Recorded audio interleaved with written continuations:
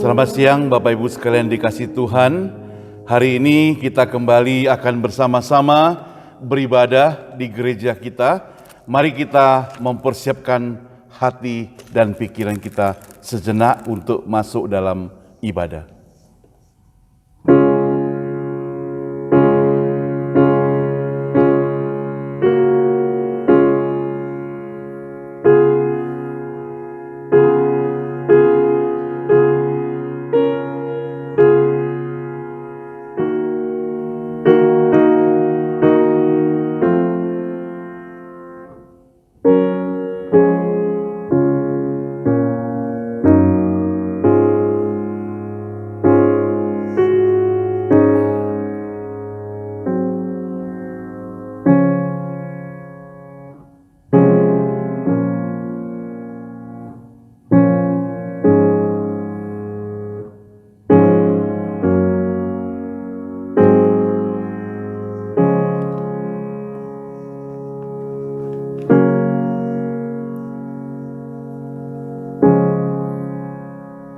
Dengarkan firman Tuhan. Sebab pemberitaan tentang salib memang adalah kebodohan bagi mereka yang akan binasa. Tetapi bagi kita yang diselamatkan, pemberitaan itu adalah kekuatan Allah. Tetapi kami memberitakan Kristus yang disalibkan untuk orang-orang Yahudi, suatu batu sandungan, dan untuk orang-orang bukan Yahudi, suatu kebodohan. Tetapi untuk mereka yang dipanggil, baik orang Yahudi maupun orang bukan Yahudi, Kristus adalah kekuatan Allah dan hikmat Allah.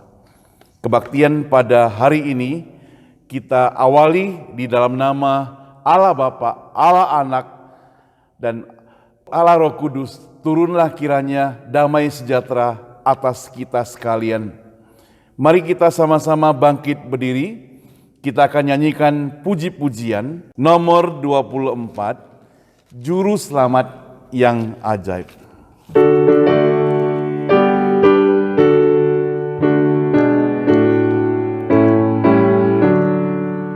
Kristus sudah bebaskanku, Juru Selamat yang yang ajaib, hutang dosa ditebusnya.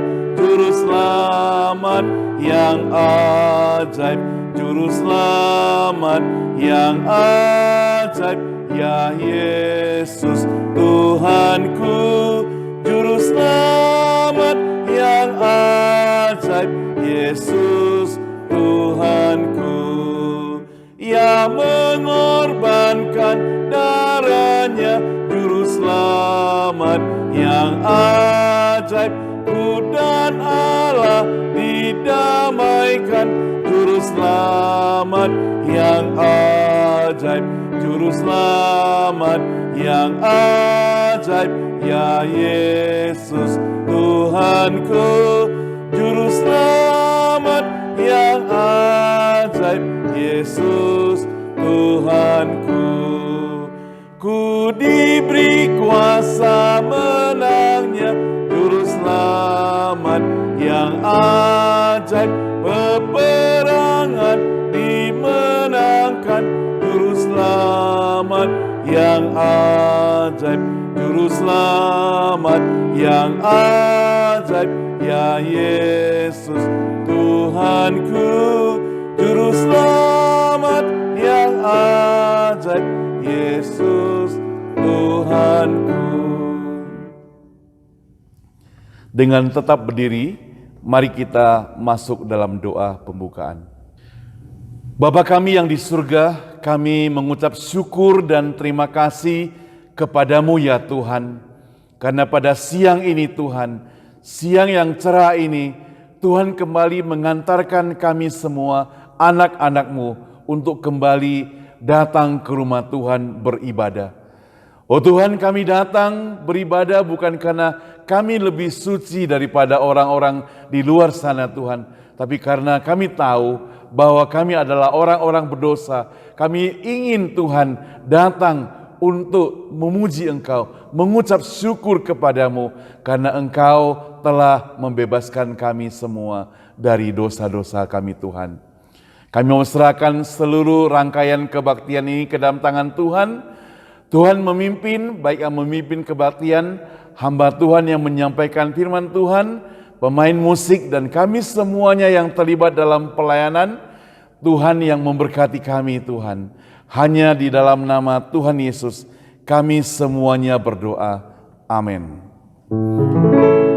Hormat diberi bagi Bapa, Anak, dan Roh Kudus, dari mula sampai sekarang dan seterusnya selama-lamanya. Amin. Dipersilakan duduk kembali. Selamat datang Bapak Ibu sekalian yang dikasihi Tuhan, selamat beribadah, shalom semuanya ya. Karena kita jaga jarak maka kita tidak salam-salaman ya. Oke, maka kita akan melanjutkan kebaktian kita Saudara. Kita akan sama-sama tetap memuji Tuhan. Nomor 43. Puji Tuhan Allah penebusku. Puji Tuhan Allah penebusku. 43. Puji Tuhan Allah penebusku.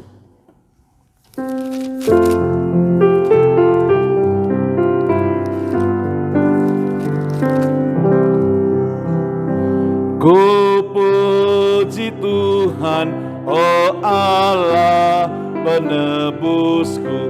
Puji dan syukur ku bawa padamu. Di hadapan Tuhan aku bersujud, dengan sukacita ku memujimu. Ku menyembah dan memuji Allah Bapa, di bawah naungan-Mu ku aman selalu. Bahaya menyerangku, Kau tak tinggalkanku. Sandar kuasa-Mu dan ku menanglah. Ku bersyukur dengan segenap hatiku, pujianku naikkan ke hadirat-Mu, dan lengan kuasa-Mu yang melindungiku, padamu ku puji selama-lamanya. Puji Tuhan, Allah itu penebus kita sekalian. Nah saudara, bersama dengan gereja segala abad dan tempat, kita akan sama-sama mengikrarkan pengakuan iman rasuli yang terdapat dalam buku nyanyian 692. Mari kita bangkit berdiri. Pengakuan iman rasuli. Aku percaya kepada Allah, Bapa yang Maha Kuasa, Khalik langit dan bumi, dan kepada Yesus Kristus, anaknya yang tunggal, Tuhan kita, yang dikandung daripada Roh Kudus, lahir dari anak darah Maria, yang menderita sengsara di bawah pemerintahan Pontius Pilatus, disalibkan, mati dan dikuburkan, turun ke dalam kerajaan maut, pada hari yang ketiga bangkit pula dari antara orang mati, naik ke surga, duduk di sebelah kanan Allah, Bapa yang Maha Kuasa, dan dari sana Ia akan datang untuk menghakimi orang hidup dan yang mati. Aku percaya pada Roh Kudus, gereja yang kudus dan am, persekutuan orang kudus, pengampunan dosa, kebangkitan tubuh, dan hidup yang kekal. Amin. Dipersilakan duduk kembali.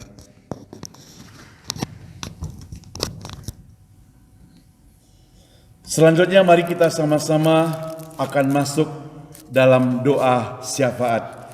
Saya minta kesediaan Pak Stanley yang akan memimpin doa syafaat.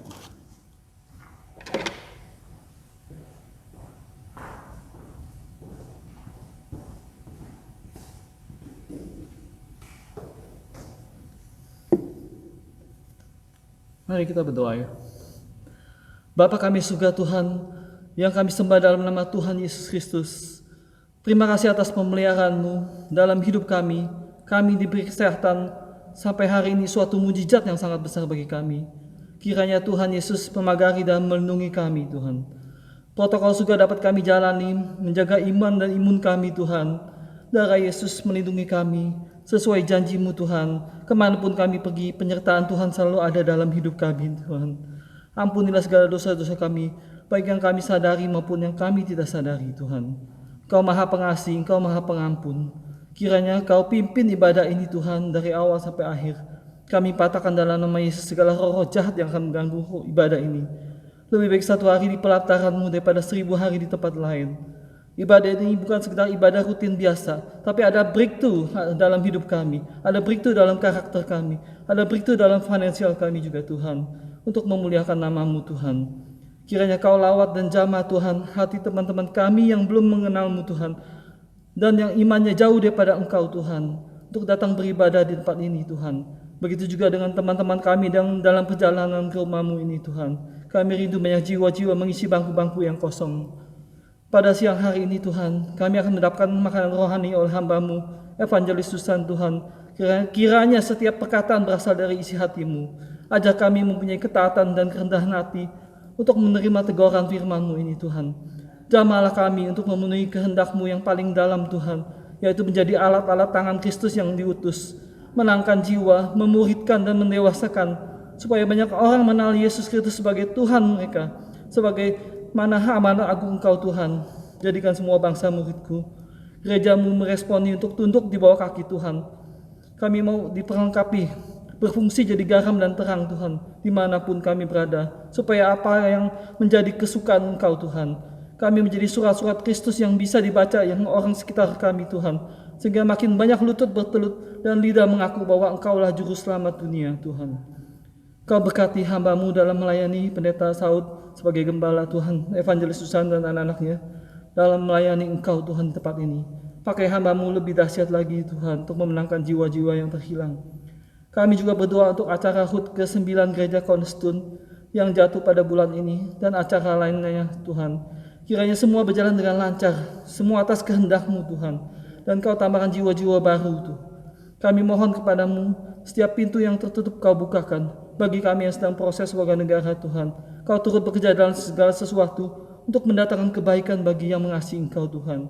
Tak ada yang mustahil bagimu Tuhan. Begitu juga bagi yang mencari pekerjaan, Kau bukakan pintu-pintu yang tertutup. Kau jamah dan sembuhkan teman-teman kami yang sedang sakit juga Tuhan. Kau dokter di atas segala dokter. Yang terbeban Kau bebaskan. Segala kutuk dan keterikatan Kau patahkan dalam nama Yesus. Apa yang Kau ikat di bumi akan terikat di surga. Apa yang Kau lepas di bumi akan terlepas juga di surga. Segala sakit penyakit kami sudah Engkau bayar Tuhan di kayu salib. Dengan bilur-bilur-Mu Engkau sudah sembuhkan kami. Segala sakit penyakit tidak berkuasa atas tubuh kami. Kiranya dengan kesembuhan yang kami terima menjadi kesaksian bagi banyak orang, agar nama-Mu semakin dimuliakan. Kami juga ingin berdoa untuk Indonesia yang kami cintai. Berkati bangsa Indonesia, kiranya damai sejahtera bagi Indonesia. Kau lindungi Bapak Jokowi sebagai Presiden Tuhan. Kau takut akan Tuhan ada pada Presiden Jokowi dan menteri-menterinya dan pemerintahannya, agar nama Indonesia semakin harum di mata dunia. Tuhan campur tangan dalam penanganan COVID-19 di Jawa Tengah Tuhan, agar segera pulih. Bukan kematian massal, tetapi pertobatan massal yang kami harapkan untuk bangsa Indonesia Tuhan. Berkati polisi dan TNI Tuhan. Kau pakai polisi dan TNI untuk melindungi bangsa Indonesia. Terlebih lagi kami percaya jutaan pasukan malaikat surga melindungi bangsa Indonesia Tuhan. Kami juga berdoa untuk bangsa Amerika di mana kami bertempat tinggal sekarang, khususnya California State Tuhan. Kau lawat Presiden Biden Tuhan dan anggota parlemen yang di bawah pemerintahnya Tuhan. Kau takut akan Tuhan ada pada Presiden Biden dong. Kami yakin dan percaya Tuhan, Kau tutup bungkus dengan kuasa darah-Mu. Kehendak mulia yang terjadi dalam doa-doa kami. Kau tahu Tuhan, doa-doa yang kami panjatkan belum sempurna. Mari kita doa Bapa kami. Bapa kami yang di surga, dikuduskanlah nama-Mu, datanglah kerajaan-Mu, jadilah kehendak-Mu di bumi seperti di surga. Berikanlah kami pada hari ini makanan kami yang secukupnya, dan ampuni kami akan kesalahan kami, seperti kami juga telah mengampuni orang yang bersalah kepada kami. Dan jangan membawa kami dalam pencobaan, tapi lepaskanlah kami daripada yang jahat, karena Engkau-Lah yang punya kerajaan dan kuasa dan kemuliaan sampai selama-lamanya. Amin.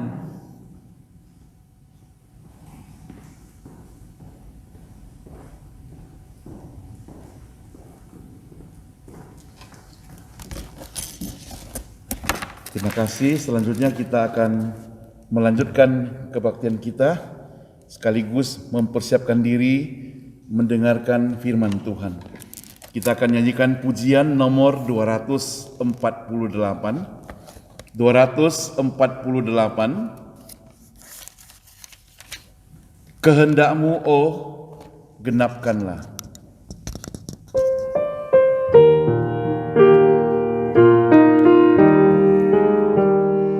Kehendak-Mu, oh, genapkanlah.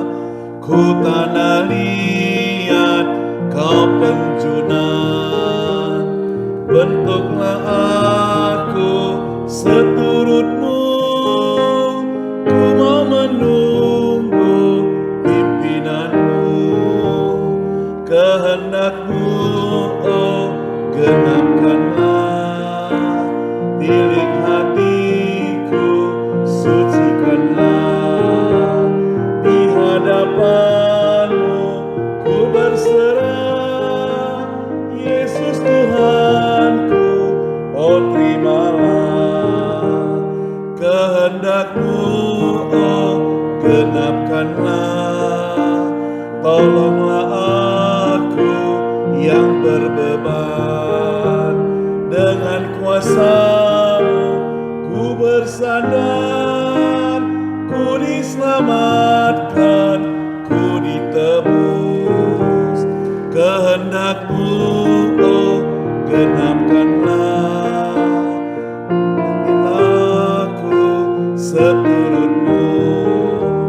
Penuhi aku dengan Roh-Mu. Tinggallah selalu di hatiku. Penginjil Susan akan menyampaikan firman Tuhan pada hari ini. Mari kita mempersiapkan hati kita.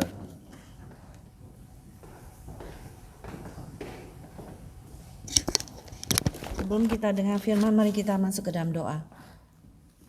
Bapa Surgawi, kami mengucap syukur dan terima kasih kepada Engkau ya Bapa. Hari ini kami boleh berkumpul bersama-sama untuk mendengarkan firman-Mu. Tuhan, kiranya Engkau mengurapi hamba-Mu dengan Roh-Mu yang kudus dan semua yang mendengar mendapatkan berkat damnya. Biarlah kami satukan hati kami Tuhan di hadapan Tuhan untuk mendengarkan firman-Mu. Dan kami usir segala anasir jahat untuk kami patahkan dan tengking di dalam nama Tuhan Yesus untuk keluar daripada ruangan ini. Dan hanya Roh Kudus Tuhan bekerja di tengah ruangan ini. Terima kasih Tuhan. Hanya dalam nama Tuhan Yesus Juru Selamat kami hidup, kami berdoa. Amin. Mari kita membuka Kisah Para Rasul ya, pasal yang ke-9.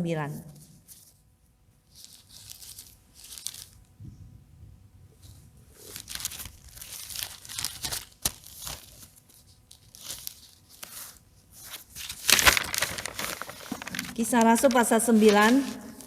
Kalau sudah dapat, mari kita membaca bersama-sama. Kisah Rasul pasal 9. Ayat pertama sampai ayatnya yang ke-14. Kita baca secara bersaut-sautan ya. Kisah Para Rasul pasal 9, ayat pertama, saudara semua ayat kedua. Sementara itu berkobar-kobar hati Saulus untuk mengancam dan membunuh murid-murid Tuhan. Ia menghadapi imam besar. Dan meminta surat kuasa daripadanya membawa kepada majelis Yahudi di Damsyik, supaya jika ia menemukan laki-laki atau perempuan yang mengikuti jalan Tuhan, ia menangkap mereka dan membawa mereka ke Yerusalem. Dalam perjalanannya ke Damsyik, ketika ia sudah dekat kota itu, tiba-tiba cahaya memancar dari langit mengelilingi dia.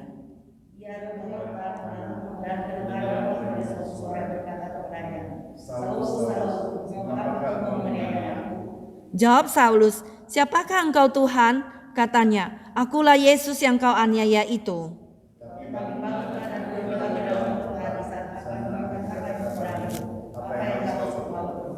Maka termangu-mangulah teman-temannya seperjalanan, karena mereka memang mendengar suara itu, tetapi tidak melihat seorang juga pun.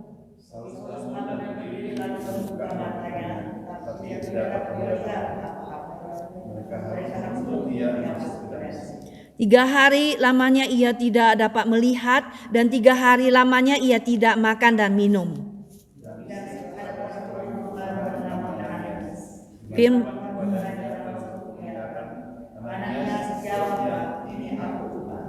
Firman Tuhan, "Mari, pergilah ke jalan yang bernama Jalan Lurus, dan carilah di rumah Yudas seorang dari Tarsus yang bernama Saulus. Ia sekarang berdoa."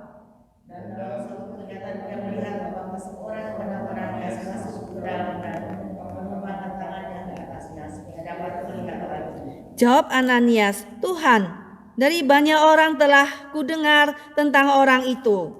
Betapa banyaknya kejahatan yang dilakukannya terhadap orang-orang kudus-Mu di Yerusalem.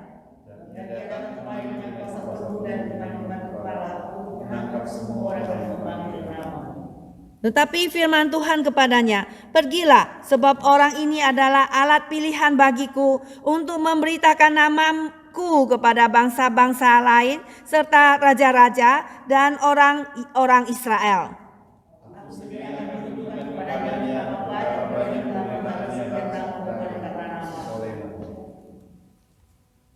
Ayatnya yang ke-17. Lalu pergilah Ananias ke situ dan masuk ke rumah itu. Ia menumpangkan tangannya ke atas Saulus, katanya, "Saulus, Saulusku, saudaraku, Tuhan Yesus yang telah menampakkan diri kepadamu di jalan yang engkau lalu, telah menyuruh aku kepadamu, supaya engkau dapat melihat lagi dan penuh dengan Roh Kudus."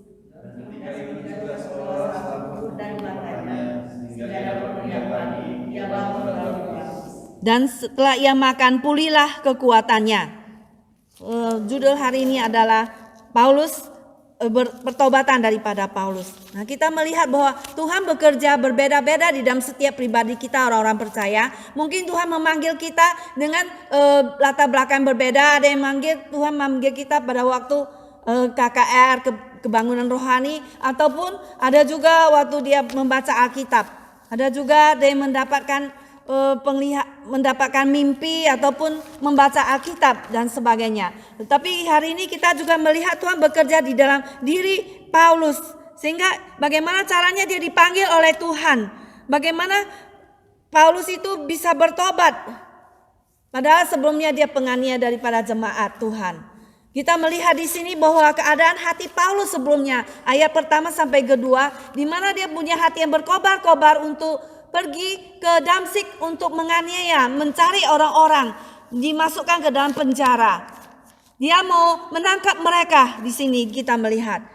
Dan dengan hati yang dia berkobar-kobar, dia pergi ke Yerusalem, meminta surat kepada imam besar untuk mendapat surat izin. Di mana surat daripada imam besar ini yang mempunyai suatu kuasa, di mana di dalam penguasaan Romawi pada waktu itu surat ini sah dan dianggap surat ini adalah surat perintah. Dan itu dia masuk ke wilayah Damaskus pun jemaat Kristen itu bisa ditangkap. Dia sudah mendapatkan izin. Nah, kita melihat pemimpin gerakan penindasan sesudah perajaman daripada Stefanus. Sebelumnya Stefanus dirajam sampai dilempari batu sampai mati. Di situ kita melihat bahwa Saulus hadir pada waktu itu. Dan Saulus berdiri di sana memegang baju-baju orang yang merajam batu itu. Dan dia setuju dengan kematian daripada Stefanus. Dan kita melihat di sini bahwa Saulus sebelumnya ini dia adalah lahir sebagai warga negara Romawi di kota Yunani Tarsus di Asia Kecil. Ia dibesarkan oleh orang tuanya sebagai orang Ibrani asli. Kita melihat itu di dalam Filipi pasal 3 ayat kelima. Di sini dia mengakui bahwa dia itu adalah seorang Yahudi sejati, disunat pada hari ke-8 dari bangsa Israel, dari suku Benjamin, orang Ibrani asli. Tentang pendirian terhadap hukum Taurat, aku orang Farisi. Tentang kegiatan, aku penganiaya jemaat. Tentang kebenaran dalam mentaati hukum Taurat, aku tidak bercacat. Tetapi apa yang dahulu merupakan keuntungan bagiku, sekarang kuanggap rugi karena Kristus. Malahan segala sesuatu kuanggap rugi karena pengenalan akan Kristus Yesus Tuhanku lebih mulia daripada semuanya itu. Oleh karena dialah aku telah melepaskan semuanya itu dan menganggapnya sampah supaya aku memperoleh Kristus. Nah, di sini kita melihat ia dididik di Yerusalem juga di bawah Gamaliel, pemimpin besar Farisi. Dan Saulus mungkin menghadiri rumah ibadah di mana Stefanus dibunuh pada waktu itu. Dan dia juga mendengar waktu itu sebelum dibunuh, Stefanus memberikan kesaksian argumen-argumen tentang kekristenan. Dan pada waktu itu dia mendengar bahwa argumen daripada Stefanus ini meruntuhkan kepercayaan adat istiadat orang Yahudi. Dan Saulus dalam pikirannya itu sama tajamnya dengan Stefanus. Dan dia berpikir bahwa sejak saat itu dia tidak bisa kompromi lagi, bahwa orde lama itu tidak bisa lagi disatukan dengan orde baru. Dan memulailah dia karirnya sebagai seorang Farisi, pembela adat istiadat orang Yahudi. Dan dia bertekad untuk melenyapkan gerakan revolusioner itu, yaitu pada waktu Yesus bangkit, murid-murid Tuhan Yesus bertambah banyak, 3.000 orang bertobat, 5.000 tambah banyak. Dan kita melihat Saulus ini sudah nggak bisa tahan. Dia menangkap orang-orang Kristen, masuk ke dalam, diseret keluar rumah-rumah. Dan saat itu sudah mulai penganiayaan. Dan kita melihat kecuali para rasul yang ada di Yerusalem semua, maka jemaat semua sudah tersebar ke Samaria, ke tempat-tempat lain. Dan kita melihat di sini waktu Stefanus dibunuh sebagai martir, maka tadi kita melihat bahwa dia ada tanggung jawab di dalamnya. Saulus berada di sana. Dan sesudah itu kemana saja orang percaya berserak melarikan diri, dia diburu mereka sampai kemanapun. Bahkan di Palestina juga. Tapi juga sampai ke Damsyik, sampai ke Damsyik, dan ke rumah-rumah ibadah kita lihat membawa surat-surat dari imam besar yang memberi dia kuasa untuk menangkap dan membawa ke Yerusalem untuk dihukum. Nah, setiap orang percaya yang mungkin mencari perlindungan di kota tua Syria itu, surat kuasa dari imam besar diakui, tadi saya katakan di mana-mana. Maka Saulus dengan hati yang berkobar-kobar dengan bersemangat sekali untuk mengancam, membunuh orang-orang percaya di sana. Dan kita melihat bahwa justru orang-orang yang begitu setia di dalam agama, dialah mereka yang membunuh orang-orang. Orang-orang yang menamakan dirinya orang beragama, itu oranglah yang begitu semangat untuk membunuh orang yang berbeda keyakinan dengan mereka. Padahal kita melihat dalam 10 hukum Taurat dikatakan jangan membunuh. Tetapi Saulus dia menangkap orang Kristen untuk dibunuh. Apakah itu tidak melanggar tentang hukum Taurat Tuhan? Dan mengapa demikian? Karena kita melihat bahwa Saulus mempunyai keegoisan orang-orang Yahudi, egoisan pribadi. Makanya manusia dengan manusia lain saling membenci, saling membunuh karena apa? Karena agama. Saya membela agama saya, maka orang-orang yang berbeda agamanya datang membunuh orang-orang Kristen. Nah, selalu orang-orang Kristen yang dicari-cari. Nah, di sini kita melihat bahwa bagaimana kita mengintrospeksikan diri kita. Apakah kita saat ini juga berkobar-kobar untuk melayani Tuhan? Ya, kita mengambil cerita ini ya. Paulus berkobar-kobar untuk menangkap orang Kristen, tapi dia salah karena dia pada waktu itu belum mengenal Kristus yang hidup itu. Nah, kita juga apakah saat ini kita juga berkobar-kobar untuk melayani Tuhan? Ya, bukan berkobar-kobar untuk hal yang salah, tetapi kita berkobar untuk melayani Tuhan seperti Musa. Kita melihat Musa sebelum dia dipanggil di burning bush itu ya, di semak yang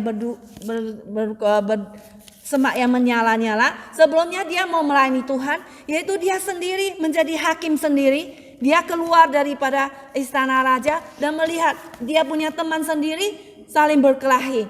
Dan dia berkata, kalian sesama orang Ibrani kenapa berkelahi? Oh, sebelumnya adalah dia melihat sebelumnya ada orang Ibrani bertengkar dengan orang Mesir. Ya, dia membela tentunya sama orang Ibrani. Akhirnya orang Mesir itu dia bunuh, kemudian keesok harinya dia keluar lagi melihat orang Ibrani dengan Ibrani bertengkar. Akhirnya dia mengatakan, kenapa kalian sesama teman itu saling membunuh? Akhirnya apa yang terjadi? Dia pada waktu itu orang Ibrani mengatakan, siapa yang menjadi hakim kami? Kami tidak mengenal kamu. Ya, maka akan dia ketahuan dia membunuh. Akhirnya dia lari pergi ke tanah Midian. Ya, di situ dia ketemu mertuanya Jitro ya, dan baru Tuhan memanggil dia di semak yang menyala-nyala itu, yang memanggil Musa untuk kembali ke Firaun, ke Mesir untuk memimpin orang Israel keluar daripada perbudakan di Mesir. Nah, pada waktu ini kita melihat Musa membunuh orang Mesir. Ya, dia pada waktu itu secara dengan akal sendiri ya, dengan keinginan sendiri untuk membunuh dan dengan pakai cara sendiri dan tidak memilih untuk sesuai dengan firman Tuhan yang sudah dia dengar pada waktu dia masih bayi itu. Nah, demikian juga kita, saudara sekalian, mari kita juga melayani Tuhan bukan dengan cara sendiri tetapi sesuai dengan firman Tuhan. Yang kedua, kita melihat bagaimana pertobatan Paulus itu dalam jalan hidupnya dimulai. Kita melihat ayatnya yang ketiga sampai kelima, di mana kita melihat Saulus itu pada waktu itu ya, Saulus itu artinya seorang yang bertanya-tanya, seorang yang mencari pertanyaan ya, yang bertanya-tanya ya, nama arti Saulus itu ya. Nah, kita melihat di sini dia bertemu secara pribadi dengan Tuhan. Ya, Tuhan menyatakan dirinya kepada Paulus di dalam ayatnya yang ketiga sampainya yang kelima. Di sini kita melihat dalam perjalanannya ke Damsyik, ketika ia sudah dekat kota itu, tiba-tiba cahaya. Dia melihat cahaya memancar dari langit mengelilingi dia. Ya, dia melihat terang. Kemudian dia mendengar suara. Ayat keempat memanggil dia, Saulus, Saulus, mengapakah engkau menganiaya aku? Kemudian seterusnya dia mentaati panggilan daripada Tuhan. Paulus pada waktu itu dalam perjalanan ke Damaskus untuk mengejar orang Kristen, dia dikonfrontasikan secara langsung oleh Tuhan Yesus dan bertanya langsung kepada Saulus. Saulus, Saulus, ya, pada waktu dia melihat terang yang besar itu, dia langsung mengelilingi dia matanya langsung, dia nggak bisa lihat, langsung dia rebah, dia jatuh ke tanah. Nah, Tuhan sudah menjatuhkan dia ke tanah, dia tidak bisa berkutik. Dan pada waktu itu langsung dia mendengar suara, Saulus, Saulus, mengapa engkau menganiayaku? Dan di situ dia melihat Tuhan Yesus dengan terang yang begitu besar, lebih terang daripada matahari, di dalam ayat pasal yang kedua-dua dan 26. Sehingga dia nggak bisa menahannya dan dia rebah, dan dia melihat bahwa Yesus langsung mengkonfrontasikan perbuatan dia kepada Saulus. Dosa-dosa yang dia perbuat dikonfrontasikan di hadapan dia. secara pribadi. Dan kita melihat Damaskus adalah sebuah kota kunci perdagangan atau bisnis yang berlokasi sekitar 170 mil timur laut dari Yerusalem, di Roma, provinsi Syria. Beberapa rute perdagangan itu menghubungkan Damaskus ke kota lain melalui dunia Roma. Paulus berpikir bahwa dengan menghentikan atau menstop ataupun menghancurkan kekristenan di Damaskus, maka dia dapat mencegah penyebarannya ke area-area lain juga. Tahu-tahunya kita melihat bahwa rencananya itu untuk menstop kekristenan itu tidak berhasil. Sebab kita melihat di sini bahwa yang dilakukan itu sia-sia. Ya, dia pada waktu itu Yesus sendiri datang untuk menstopkan dia.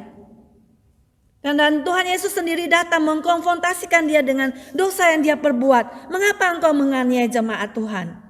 Apakah Tuhan tidak tahu apa yang dia perbuat selama ini dengan berkobar-kobar untuk menganiaya jemaat? Apakah Tuhan tidak tahu apa yang terjadi pada saat ini kepada kita di dalam hati dan pikiran kita? Tuhan itu tahu apapun yang terjadi pada saat ini. Apakah situasi coronavirus yang pada saat ini terjadi? Tuhan itu juga tahu.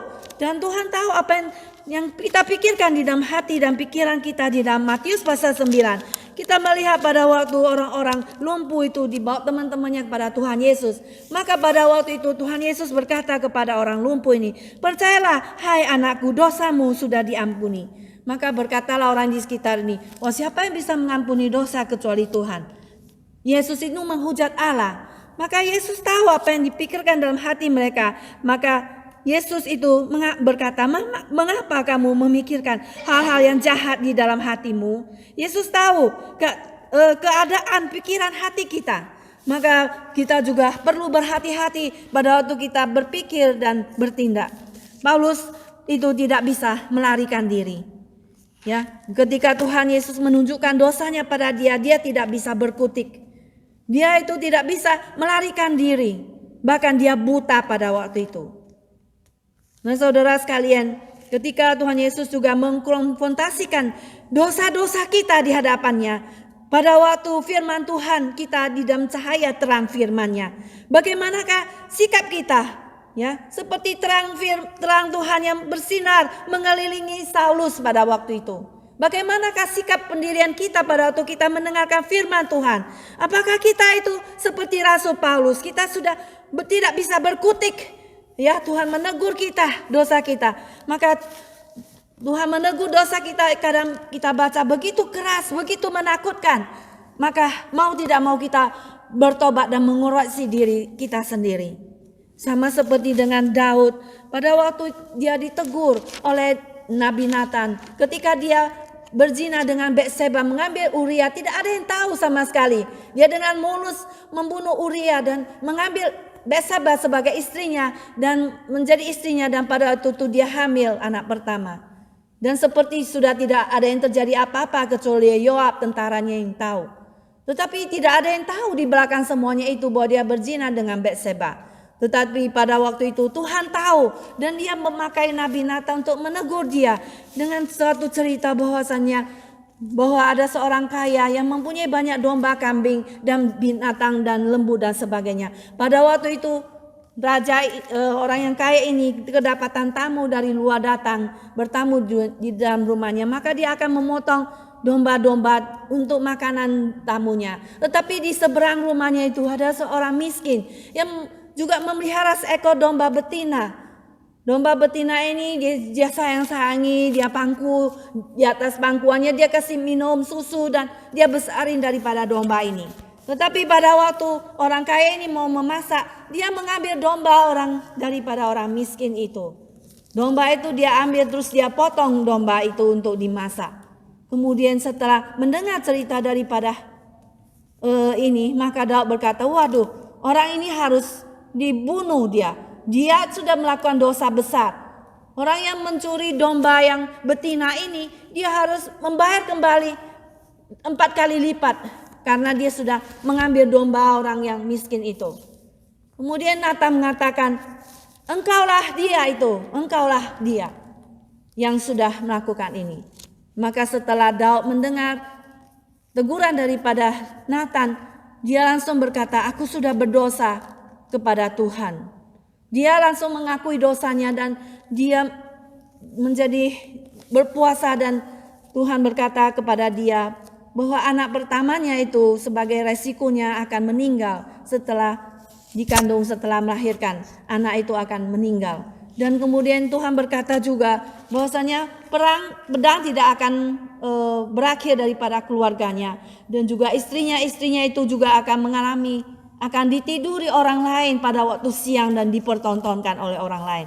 Nah, begitu mengerikannya bukan, saudara sekalian, konsekuensi daripada dosa yang diperbuat oleh Daud.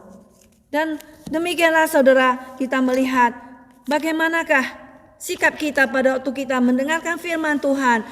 Apakah firman Tuhan mengoreksi kita hari demi hari. Dan Tuhan kalau mengkonfrontasikan firman Tuhan dalam diri kita, maka baiklah kita seperti daripada Paulus dan juga seperti Daud, kita mengakui dosa kita dan bertobat di hadapan Tuhan. Saudara, demikianlah Tuhan itu tidak tahu ketika datang kepada Adam dan Eve di Taman Eden. Pada waktu mereka sudah makan buah pengetahuan dan jahat, maka Tuhan datang pada, di manakah engkau? Apakah Tuhan tidak tahu dengan pertanyaan itu? Tuhan tahu, tapi Tuhan ingin meminta pertanggungjawaban. Apa yang diperbuat oleh mereka? Ya, di manakah engkau, Adam dan Hawa? Tuhan meminta pertanggungjawaban. Demikian juga Tuhan bertanya kepada Kain dan Habel yang sudah membunuh adiknya Habel, abangnya ini. Maka Tuhan bertanya pada Kain, di manakah adikmu? Tapi sifat Kain bagaimana? Aku tidak tahu apakah aku penjaga adikku. Ya, dia tidak mau terima. Dia mengatakan, aku bukan penjaga adikku. Nah, demikianlah kita mempunyai sikap.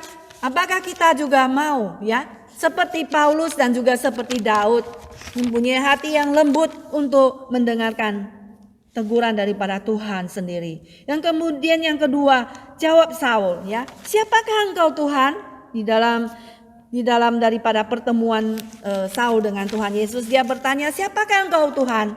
Ya, Saul selama ini mengenal siapakah Tuhan yang sejati betul. Dia menyembah Yahweh, ya. Tapi di dalam hukum Taurat, Musa juga berkata bahwasanya akan datang seorang nabi yang seperti dia, yang akan membebaskan umatnya Israel. Nah, dia belum mengenal siapakah itu Tuhan. Orang-orang yang bersemangat untuk membunuh, ya, tidak mengenal. Yesus berkata, orang-orang datang dikiranya untuk berbakti, ya, membela Tuhannya. Ternyata mereka itu pikir mereka membela agamanya. Karena mereka itu bersemangat sekali untuk membunuh. Kita melihat Yohanes 16, Yesus berkata, karena mereka tidak mengenal baik bapa maupun anak. Ya, kita akan datang waktunya, kata Tuhan Yesus, bahwa akan datang waktunya bahwa orang-orang yang membunuh kamu akan menyangka bahwa ia berbakti kepada Allah. Ya, mereka buat demikian karena mereka tidak mengenal baik bapa maupun anak. Banyak di antara kita, saudara, masih belum mengerti mungkinnya orang saudara-saudara kita siapa ya Tuhan yang sejati. Apakah kita sembah yang Tuhan yang sejati, ataukah kita apa-apa kita sembah semuanya, ya? Ya, tetangga saya kemarin saya datangi, saya lihat dia membakar itu uang kertas, ya, membakar apa, terus ada sesajian dan sebagainya. Maka saya berkata, ya, orang-orang Cantonese, ya, saya berkata, kamu percayalah pada Tuhan Yesus. Percayalah, ya, Yasin Yesus gitu, ya. Ya, kamu akan mendapatkan hidup yang kekal, kamu akan mendapatkan damai. Maka dia Sin Yesus, ya, tapi dia kemudian nggak mau bicara lagi karena dia bahasa Cantonese, ya, saya bahasa Mandarin. Nah, demikianlah juga saudara sekalian, pada waktu saya sekarang keluar, saya memakai kesempatan, ya, nggak berkeluar dengan sia-sia, ya kan. Pada waktu mau pergi berdua dengan ada pasal, saya pakai kesempatan itu untuk apa? Bertanya, menginjili, ya. Nah, ada orang baca buku, saya tanya, itu kamu baca buku apa? Dia katakan begini. Maka saya berkata, ada buku yang sangat terkenal dunia ini, yaitu Bible, ya. Kamu baca itu enggak, ya, pernyataan Tuhan kepada kita. Di situ kamu akan mengenal keselamatan dalam Yesus Kristus. Maka dia tidak mau mengaku sebelumnya saya bukan Katolik dan sebagainya. Tapi akhirnya dia mengatakan dia orang baptis, dia percaya sama Tuhan Yesus. Apakah kamu melayani Tuhan? Iya, tapi tidak full time dan sebagainya. Nah di sini paling sedikit kita akan menggugah orang-orang untuk baca Alkitab daripada baca buku fiksi, ya, buku fiksi yang tidak pernah terjadi, ya. Nah saudara sekalian, apakah kita mengenal, menyaksikan Tuhan yang benar kepada orang lain? Apakah kita ya juga melakukan seperti itu? Ya, demikianlah Saul belum mengenal Tuhan. Dia mengatakan, siapakah engkau Tuhan? Jadi Tuhan itu dia belum kenal. Kemudian yang ketiga jawab Yesus, akulah Yesus yang kau aniaya itu. Akulah Yesus, apakah engkau? Siapa engkau Tuhan? Oh Tuhan itu adalah Yesus, akulah Yesus yang kau aniaya. Jadi Yesus itu adalah Tuhan. Kalau begitu aku selama ini menganiaya pengikut Yesus. Ternyata Yesus adalah Tuhan. Ternyata selama ini saya salah. Ya, selama ini dia menganiaya, saya salah. Yesus yang harus disembah selama-lamanya. Seperti firman Tuhan di dalam Filipi pasal 2 ya, ayat 10. Dikatakan di situ, itulah sebabnya Allah sangat meninggikan dia dan mengaruniakan kepadanya nama di atas segala nama, sehingga dalam nama Yesus bertekuk lutut segala yang ada di langit, yang ada di atas bumi dan yang ada di bawah bumi, dan segala lidah mengaku Yesus Kristus adalah Tuhan bagi kemuliaan Allah Bapa. Jadi Yesus sudah menebus kita, maka kita patutlah mengabarkan Injil Yesus Kristus bahwa Yesus itu adalah Tuhan. Banyak orang yang belum mengenal Yesus adalah Tuhan. Karena manusia belum mengenal Alkitab yang firman Tuhan sejati. Karena ada kitab-kitab lain yang juga mensalahgunakan Alkitab ini. Jadi dia salah akhirnya. Ya, dikira itu yang paling benar, tapi yang paling benar ini adalah firman Tuhan dalam Alkitab kita yang sejati ini. Ya, saudara sekalian, kita mengabarkan Yesus adalah Tuhan. Dan Yesus sudah menebus dosa mereka, maka manusia tidak perlu lagi datang untuk mencari kesia-siaan, tapi kita menyembah kepada Tuhan yang sejati. Saudara sekalian, mempunyai jemaat Tuhan itu menganiaya, dikatakan di sini. Mengapa engkau menganiaya aku? Ya, selanjutnya yang keempat, mengapa engkau menganiaya? Menganiaya jemaat Tuhan berarti menganiaya Yesus sendiri. Menganiaya Yesus sendiri. Paulus berpikir bahwa dia mengejar ajaran sesat pada waktu itu. Ternyata dia menganiaya Yesus. Setiap orang yang menganiaya orang percaya hari ini adalah bersalah karena dia menganiaya Yesus. Matius 25, 44 dan 45, Yesus berkata, segala sesuatu yang kamu lakukan terhadap orang-orang kecil ini, kamu melakukannya untuk aku. Maka orang itu berkata, kapan Tuhan aku melakukan untuk kamu? Ya pada waktu ada orang sakit, ada orang masuk penjara, kamu menjenguk mereka, kamu memberikan mereka sedekah, kamu memberikan mereka bantuan, uang dan sebagainya, memberikan mereka minum. Yesus mengatakan, kamu sudah melakukannya untuk Tuhan Yesus. Nah Yesus begitu membela jemaatnya. Yesus membela gerejanya. Kenapa? Karena gereja ini adalah tubuh Kristus. Maka bagian kita adalah tetap setia pada Tuhan. Meskipun ada penganiayaan, ya mungkin kita saat ini belum terasa ya kan, di Amerika kita lihat sudah ada penganiayaan, ya ada dari grup ISIS atau apa itu. Datang orang menyembah pada Tuhan sudah diusir ya di Portland di mana-mana itu. Ya sudah ada penganiayaan. Yesus membela kita, membela gerejanya. Maka Yesus berkata dalam Matius 5, berbahagialah orang yang dianiaya oleh sebab kebenaran, karena mereka lah yang mempunyai kerajaan surga. Ya kita sudah hafal ya dalam kebaktian doa. Jadi Yesus mengatakan, berbahagialah kamu jika karena aku kamu dicela dan difitnahkan segala yang jahat, karena upahmu itu besar di surga. Jadi kita tidak perlu bersedih hati. Pada waktu kakak saya telepon, dia mengatakan, kenapa murid-murid rasul-rasul satu persatu dihukum mati? Ada yang dirajam, ada yang dipotong kepalanya. Itu seperti Paulus itu kepalanya dipotong. Jadi mengikut Yesus pada zaman itu tidak mudah. Karena waktu itu kaisar itu adalah Tuhan. Jadi orang Kristen mengatakan Yesus Tuhan. Kaisar itu Tuhan katanya orang Romawi. Bukan, Yesus Tuhan. Kaisar itu manusia. Jadi sebagai apanya, potong kepala. Jadi orang Kristen pada waktu itu susah. Percaya pada Yesus itu sulit. Enggak seperti zaman sekarang, kita itu mudah di sini ya kan. diberi kebebasan beragama. Tetapi di tempat-tempat yang lain mungkin juga mengalami penganiayaan. Demikian iman kita bertumbuh. Saya berkata pada kakak saya, bahwasanya mengapa murid-murid rela dibunuh, karena mempertahankan iman. Karena Yesus itu sungguh-sungguh bangkit. Yesus itu benar ada. Yesus itu sungguh adalah juru selamat, dan sungguh Yesus adalah Tuhan. Maka dia rela rela mati martir bagi Tuhan. Dan kitalah yang meneruskannya pada saat ini juga. Dan saudara sekalian, Yesus membela kita semua dan mengatakan, Saulus, Saulus, mengapa engkau menganiaya aku? Di dalam kita melihat selanjutnya di sini, Saulus kemudian diutus oleh Tuhan. Maka setelah Saulus tahu semuanya itu, di dalam pasal 22 mengatakan, apa yang harus kau perbuat, kata Saulus ya, Kisah Rasul 22 ayat 10. Apa yang harus aku perbuat? Ya, apa yang harus kamu perbuat? Lalu Saulus diutus oleh Tuhan, ayat 6 ya, tetapi bangunlah dan pergilah ke dalam kota. Di sana akan dikatakan kepadamu apa yang harus kamu perbuat. Ya. Dan semua orang juga pada kaget. Ananias disuruh datang untuk berdoa bagi Saulus. Dia ada penganiaya jemaat, ya, kata si Ananias.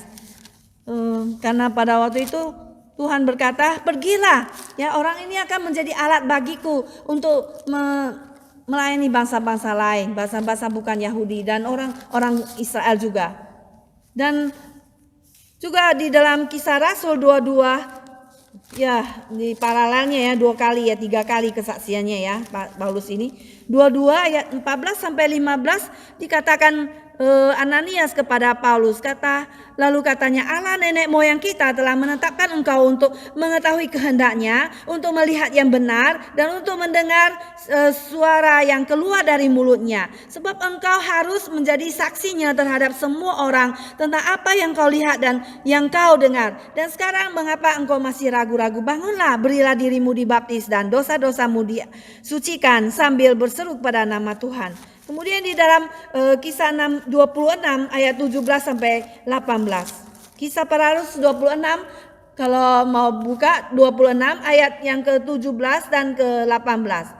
Aku akan mengasingkan engkau dari bangsa ini dan dari bangsa-bangsa lain, dan aku akan mengutus engkau kepada mereka untuk membuka mata mereka supaya mereka berbalik dari kegelapan kepada terang, dan daripada kuasa iblis kepada Allah, supaya mereka oleh iman mereka kepadaku memperoleh pengampunan dosa dan mendapatkan bagian dalam apa yang ditentukan untuk orang-orang yang dikuduskan. Jadi Paulus ditentukan untuk memberitakan Injil kepada orang-orang yang di dalam kegelapan, keluar dari kegelapan, dan kepada terangnya ajaib, keluar daripada genggaman iblis dan kepada Tuhan. Nah, saudara, apakah kita juga, saudara sekalian, diutus oleh Tuhan, ya? Kita mau rela dipakai oleh Tuhan. 1 Korintus 9 ayat 22 dikatakan bahwa Paulus pada waktu itu menggantikan namanya sebelumnya, ya. Bahwa dia mengganti dari Saulus menjadi Paulus. Saulus yang artinya seorang yang bertanya-tanya menjadi Paulus, yang dia rela mengganti namanya dari nama orang Yahudi menjadi nama Romawi. Paulus yang artinya yang kecil ataupun yang sedikit, ya. Dia ingin menjadi lebih kecil, ya, Kristus sebagai yang lebih besar. Bahwa dalam Yohanes daripada 3:30, ia harus makin besar, tetapi harus aku makin kecil. Yesuslah yang makin besar, ya. Tuhan memanggil kita untuk suatu tugas khusus. Tuhan memanggil kita, ya, sehingga Paulus itu pada waktu itu langsung memberitakan Injil. Pada waktu dia dipanggil Tuhan, dia langsung setelah itu beberapa hari tinggal di Damaskus dan mengatakan bahwa Yesus itu ada anak Allah. Dan dia membuat orang bingung. Dia datang untuk menangkap orang Kristen, sekarang kok dia jadi pemberita Injil. Dan dia mengatakan Yesus itu adalah Mesias juga. Sehingga orang-orang Yahudi situ marah. Tapi juga bertambah orang banyak yang percaya, bertambah banyak orang yang percaya oleh kuasa Roh Kudus. Dan dia waktu itu orang Yahudi marah dan kemudian mau menangkap dia. Tapi pada malam hari orang menurunkan Paulus dengan keranjang. ke bawah itu melarikan dia keluar. Nah, saudara sekalian, Paulus diutus oleh Tuhan. Paulus itu langsung setelah itu pergi lagi ke Yerusalem. Di Yerusalem dia juga berkhotbah di sinagog, di Bait Allah. Sehingga orang-orang Yahudi juga mengenal dia, yang tadinya mau menangkap orang Kristen, tapi kenapa sekarang dia percaya pada Tuhan Yesus? Juga dia dibenci, mau ditangkap juga, akhirnya dia juga melarikan diri lagi ke tempat lain. Dan kemudian saudara, sebelum dia mati, dia pergi lagi ke Yerusalem, dia diikat, ditangkap lagi, kemudian dibawa ke Roma. Masih ingat, di Roma dia diikat tangannya, disediakan di sebuah rumah, disewa 2 tahun di sana. Di sana dia menceritakan Injil Tuhan Yesus kepada orang-orang yang datang ke rumah itu.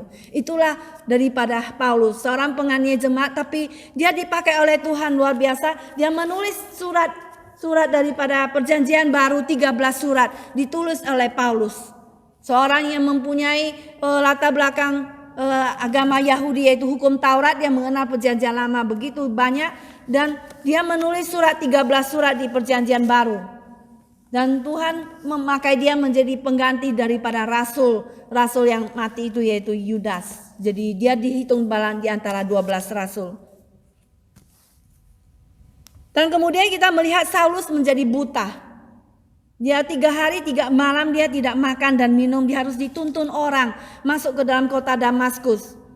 Kenapa dia jadi buta? Karena ada terang yang memancar dari langit yang besar sehingga membuat matanya menjadi buta. Dan di dalam kebutaannya ini kita melihat bahwa Saulus dia itu merenung di dalam kesendirian dia. Dia merenung dan dia berpikir, wah, saya selama ini sudah menganiaya, saya sudah berdosa. Dan dia berdoa di sana ya, sebelumnya katakan dia berdoa. Dia bertobat dari dosa-dosanya. Bahwa Yesus itu adalah Mesias. Ya, Yesus adalah Mesias, anak Allah. Yang dia mengalami hal yang spektakuler. Dia melihat Tuhan Yesus. Ya, yang dia tidak bisa lagi dia melarikan diri, sekarang dia percaya pada Tuhan Yesus. Dia bertobat daripada dosanya dalam kegelapan dia sebagai konsekuensi daripada dosa yang dia perbuat. Ya, dia menjadi buta.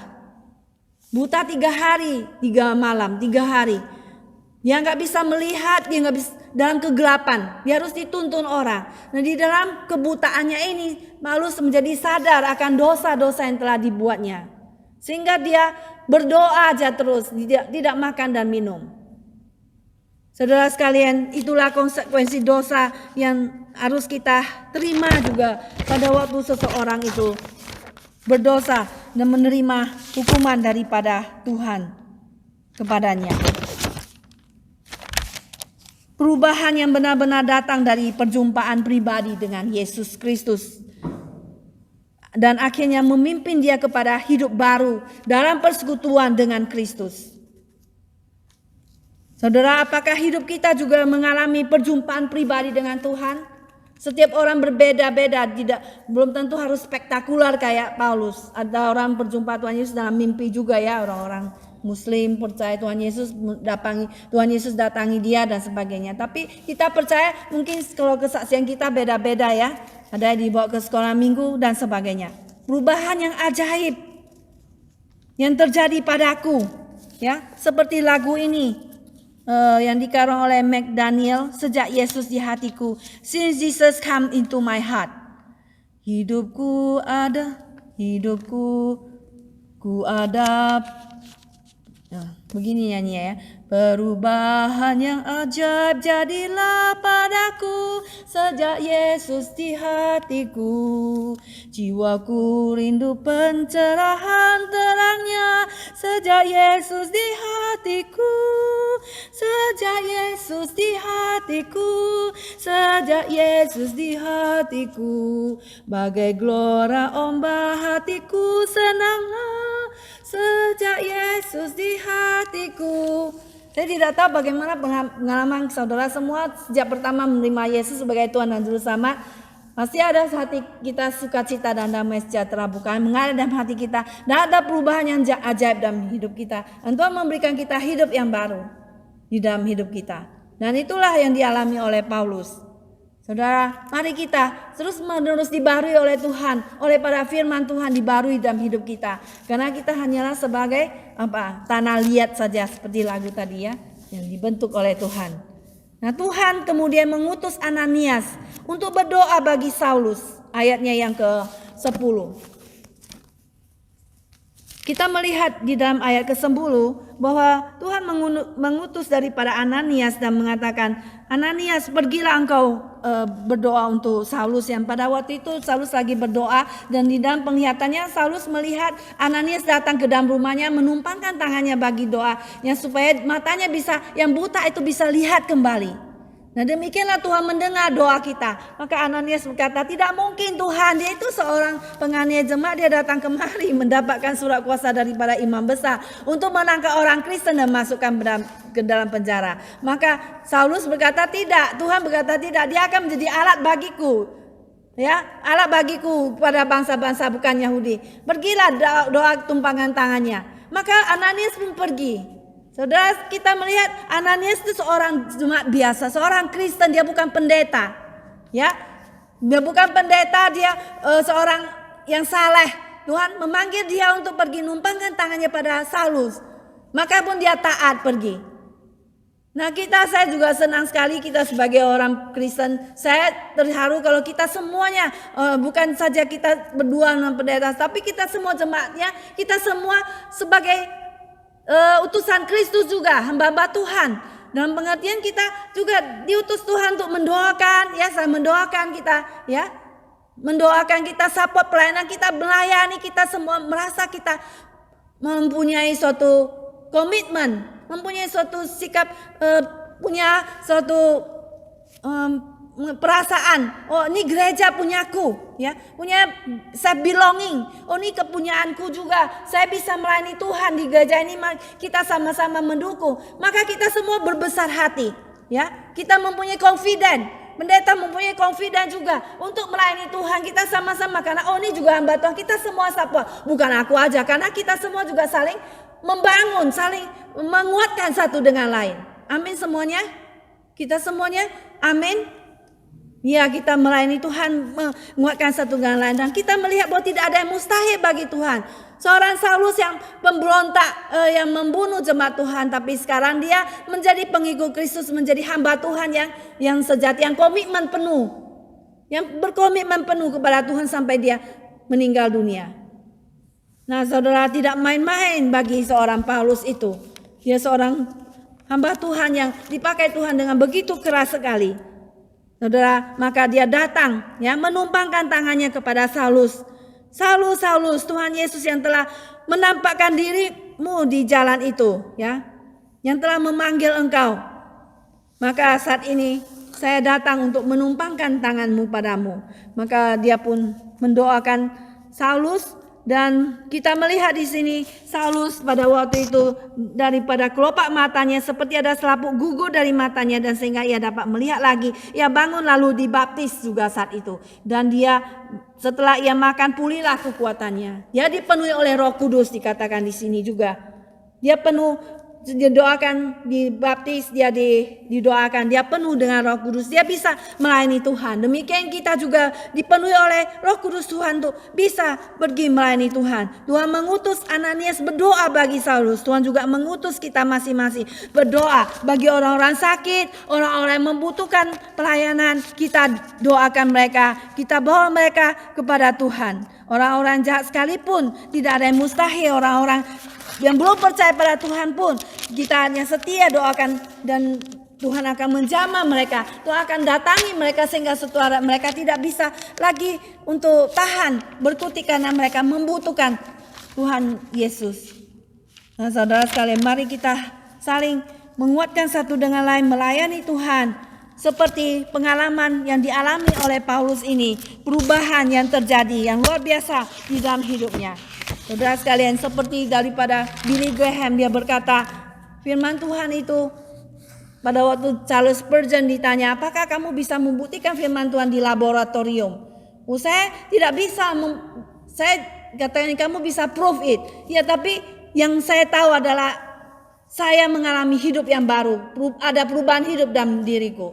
Saya tidak bisa bawa firman Tuhan untuk dibuktikan di dalam laboratorium, tetapi ada fakta Tuhan mengubah hidup kita. Amin saudara sekalian. Jikalau Tuhan sudah mentobatkan Rasul Paulus yang menganiaya jemaat Tuhan, Tuhan juga bisa memakai kita memuliakan nama Tuhan untuk bekerja bagi kemuliaan nama Tuhan dan membawa jiwa-jiwa baru datang kepada Tuhan. Mencari kita keluar bukan hanya sia-sia, tapi kita bertanya, bicara. Kenapa kita harus takut orang? Mereka juga manusia, kita juga manusia, bukan? Sehingga kita dengan sikap yang hormat, kita berbicara dengan mengabarkan Injil firman Tuhan, dengan memakai semua yang ada pada kita dan memakai semua jembatan, ya. Kita semua bisa mengkomunikasikan Injil Yesus Kristus kepada mereka. Amin semuanya. Mari kita masuk ke dalam doa. Ya, untuk doa khotbah saya persilakan kepada saudara Teddy untuk doa untuk kita semua.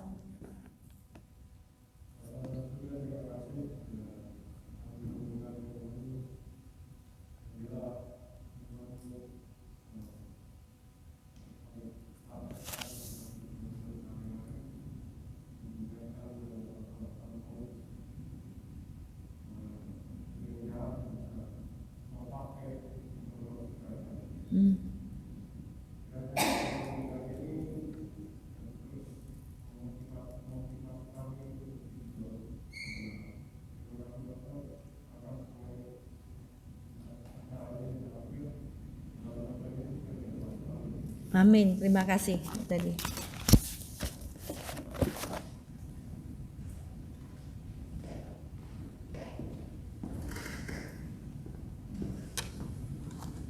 Demikian pemberitaan firman Tuhan pada hari ini.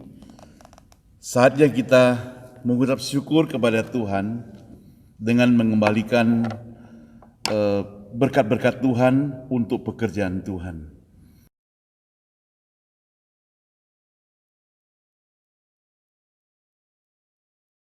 Mari kita nyanyikan nomor 256 dengan bait ketiga, kita akan nyanyikan dengan bangkit berdiri.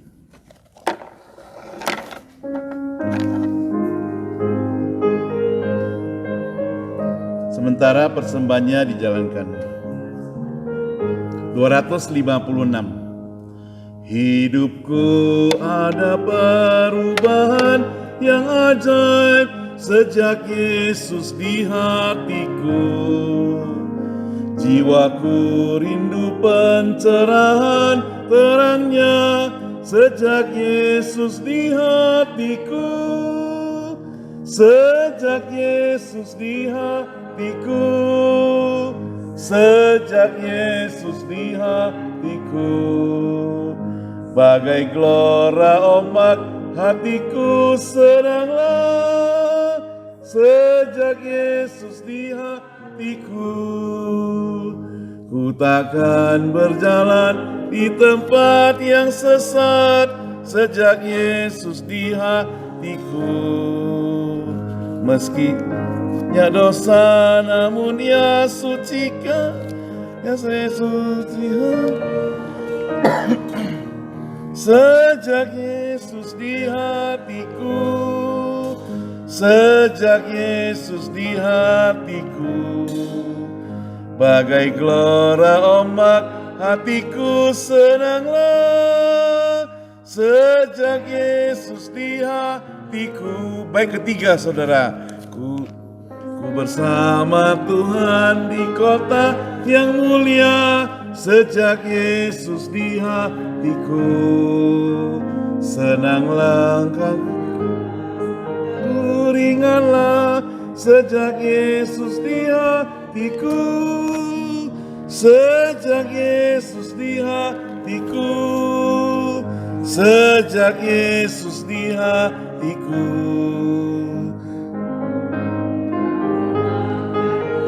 Senanglah sejak Yesus di hatiku. Mari kita doa ucapan syukur. Saya persilakan kepada Ibu Naomi untuk mendoakannya.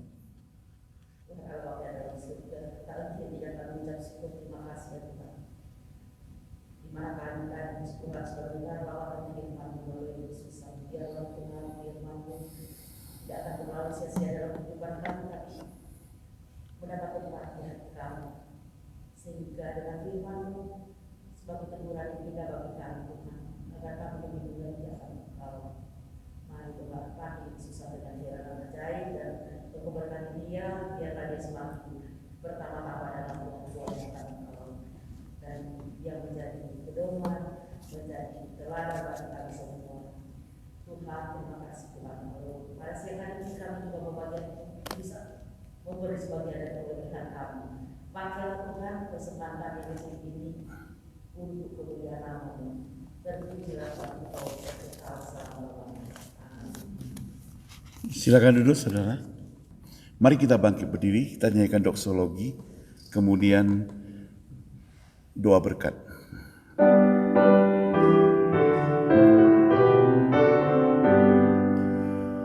Puji Allah Bapa Putra, puji Allah Roh Kudus, ketiganya yang esa. Pohon selamat sumber berkat. Amin.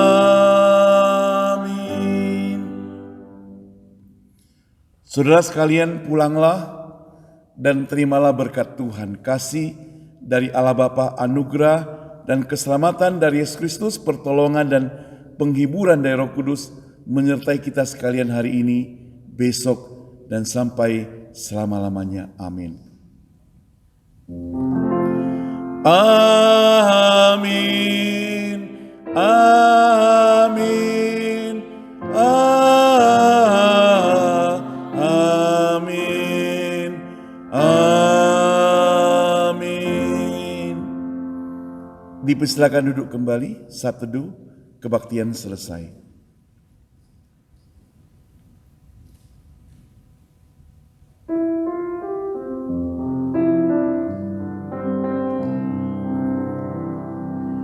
Lingkupiku